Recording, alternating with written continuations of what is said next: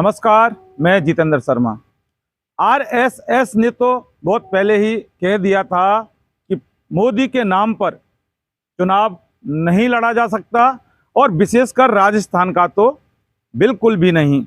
और ये आरएसएस ने जब कहा था तो बहुत सारी बातें इस तरह की बनाई गई थी कि आरएसएस आखिर ये बात क्यों बोल रहा है और राजस्थान के लिए, क्योंकि बात आती जब वसुंधरा की है और राजस्थान का अगर कोई बहुत बड़ा चेहरा भारतीय जनता पार्टी का है तो वो वसुंधरा राजे सिंधिया का है। और जब मोदी जी ने वसुंधरा राजे सिंधिया को जिस तरह से नज़रअंदाज किया, जिस तरह से दरकिनार किया, मंच से भाषण नहीं देने दिया, आंख से आंख नहीं मिलाने दी गई और इसके अलावा कोई भी बात रखने नहीं दी गई और यहाँ तक कि वसुंधरा राजे सिंधिया से हाथ तक नहीं मिलाया। और जब इस तरह से दरकिनार वसुंधरा राजे को किया गया तभी बात ये खटक गई कि आखिर मोदी जी करने वाले क्या हैं। और वहीं से चीज़ सामने आ गई कि अब वसुंधरा राजे को राजस्थान से बाहर किया जाएगा, बीजेपी से बाहर किया जाएगा, यानी उनको टिकट नहीं दिया जाएगा। हालांकि राष्ट्रीय उपाध्यक्ष भारतीय जनता पार्टी की हैं, लेकिन इस बार टिकट नहीं देकर वो बात अब सामने आ चुकी है कि वसुंधरा के बिना राजस्थान की भाजपा कभी पूरी हो ही नहीं सकती। और इसी के क्रम में अगर देखा जाए तो वसुंधरा को टिकट ना देकर मोदी जी ने एक बहुत बड़ी मानो कि भूल कर दी है। और अगर मोदी ने भूल नहीं की तो फिर इसका मतलब सीधा सीधा अब ये भी देखा जा रहा है कि वसुंधरा राजे एक बहुत बड़ी ताकत के रूप में राजस्थान में अब उभरी है। और हो सकता है कि जो पहले वसुंधरा की जो पावर शक्तियां थी, अब उसकी वसुंधरा राजे सिंधिया की पावर शक्तियां एक बहुत बड़ी हो गई है। कब, जब पहली सूची जब ये जारी हुई है और उसके बाद वसुंधरा राजे ने वाकई एक बहुत बड़ी ताकत दिखा दी है, या ये कह सकते हैं कि बहुत बड़ी ताकत के रूप में अब वसुंधरा राजे सिंधिया उभर कर आई हैं। और कुछ नेता बीजेपी के जो वसुंधरा को साइड लाइन करने में लगे हुए थे, अब वो सरेआम ये कबूलने लगे हैं कि अगर नड्डा के बाद, जो राष्ट्रीय अध्यक्ष नड्डा, जेपी नड्डा के बाद अगर कोई दूसरा अगर भारतीय जनता पार्टी का नेता है तो वो वसुंधरा राजे सिंधिया है। आप सोच सकते हैं कि आखिर इन नेताओं को ऐसा क्यों कहना पड़ रहा है। फिलहाल बात नारायण पंचारिया का एक वीडियो जो सोशल मीडिया पर यही कहता हुआ दिखाई दिया जा रहा है कि वसुंधरा राजे जेपी नड्डा के बाद एक बहुत बड़ी नेता हैं। और अब क्योंकि अब बीजेपी की बगावत सड़कों पर खुलेआम आ गई है, अपने ही सांसदों के लिए गो बैक के नारे लगाए जा रहे हैं, उनको काले झंडे दिखाए जा रहे हैं, उनका खोलकर विरोध हो रहा है, उनकी गाड़ियां रोकी जा रही हैं। आप समझ सकते हैं कि किस तरह से राजस्थान की भारतीय जनता पार्टी में जो विरोध हो रहा है, जो बगावत हो रही है, उससे बीजेपी की क्या हालत हो रही है। और मोदी जी इस सारी चीज को किस तरह से पचा रहे होंगे ये मोदी जी जाने। अब बात करते हैं, एक सर्वे हुआ था अभी, एबीपी वोटर सर्वे, उसके जो नतीजे एक चौंकाने वाले हैं। और उस नतीजों के बारे में हम बात करेंगे कि जनता ने किस तरह से, यानी कि कांग्रेस और बीजेपी में जो नेता हैं उनको कितने प्रतिशत वोटिंग की, कितना प्रतिशत, कितना फीसदी उनको पसंद किया, और वहीं भारतीय जनता पार्टी के किस चेहरे को कितना पसंद किया। ये दो बातें अब मैं आपको शॉर्ट में बताता हूं। एबीपी वोटर सर्वे में जो हुआ था उसमें मुख्यमंत्री अशोक गहलोत को 34% ये पसंद किया गया था कि इस बार 2023 के इलेक्शन में मुख्यमंत्री दोबारा से अशोक गहलोत बनेंगे।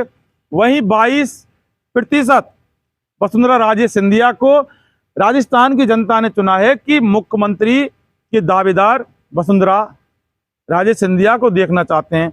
और वहीं तीसरे नंबर पर सचिन पायलट का नंबर आता है, जो कि जनता ने 18% सचिन पायलट को इस लायक समझा सीएम के लायक राजस्थान की कि 18% जो जनता ने ये माना कि हम सचिन पायलट को मुख्यमंत्री के रूप में इस राजस्थान में देखना चाहते हैं।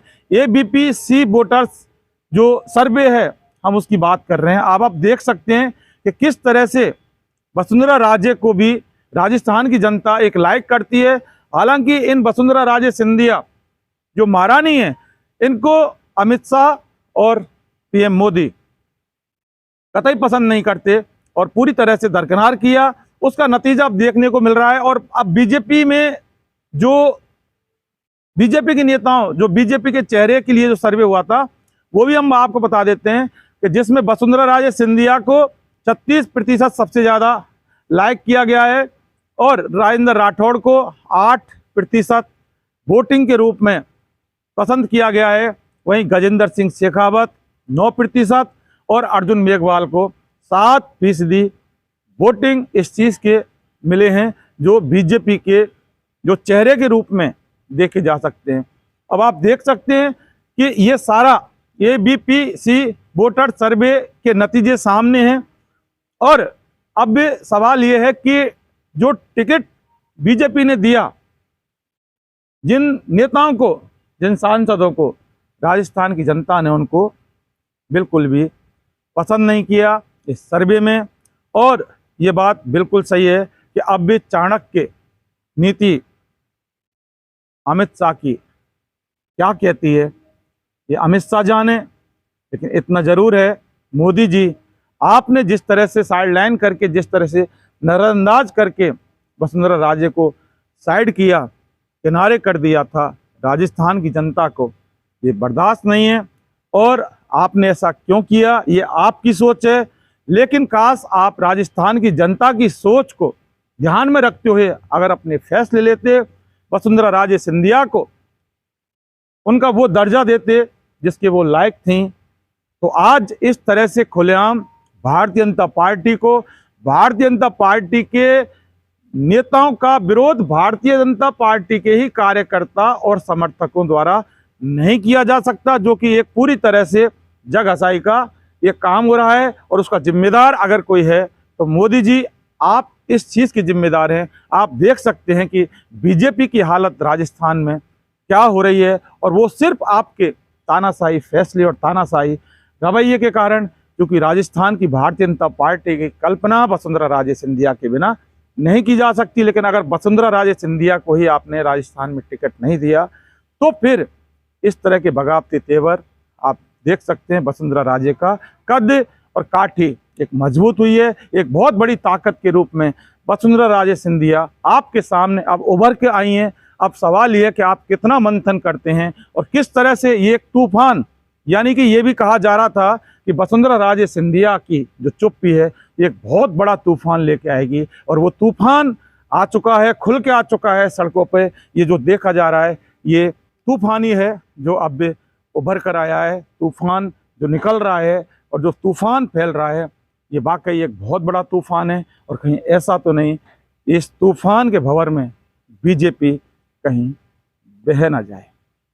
दोस्तों, हमारे चैनल को आप सब्सक्राइब करें, इन्वेस्टिगेशन मीडिया को, और ज़्यादा से ज़्यादा हमें लाइक करें और हमारे वीडियो को ज़्यादा से ज़्यादा आप शेयर करें। बस इतना ही कहना चाहता हूँ। फिलहाल के लिए बस इतना ही। नमस्कार।